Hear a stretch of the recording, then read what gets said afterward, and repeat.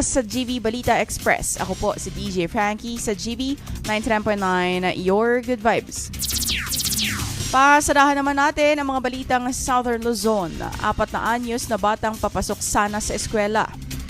Nasawi matapos araruhin ng SUV sa Antipolo City, Rizal. Nasa kabilang linya pa rin, DJ Joey Boy, ibalita mo.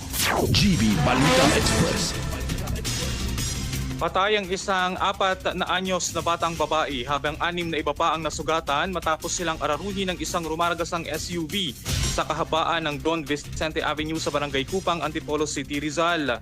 Ayon kay Mark Henry Garcia, driver ng nasabing SUV, nawalan umano ng preno ang SUV noong linggo ng hapon bago inararo ang mga biktima. Nabangga muna nito ang isang tricycle at isang motorsiklo.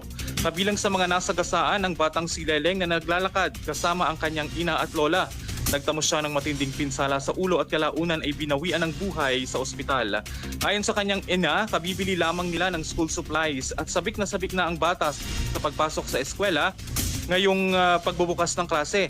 Nakatakda rin sana itong magdiwang ng kanyang ika-5 kaarawan sa darating na June 23. Sinabi ng pulisya na sinubukan ng driver na ibangga ang sasakyan sa poste ng kuryente upang mapigilan pa ang pag-araro nito sa iba pang mga tao matapos mawala ng kontrol dahil sa umano'y sirang preno. Patuloy namang ginagamot ang 6 na sugatan habang nakakulong na sa detention cell ng Antipolo City Police ang driver ng SUV na nahaharap sa kaukulang kasong kriminal. Nanawagan naman ng tulong ang pamilya sa nasawing bata at iba pang biktima ng trahedya. Para sa GV Balita Express, ito si DJ Joey Boy sa GV 99.9, Your Good Vibes.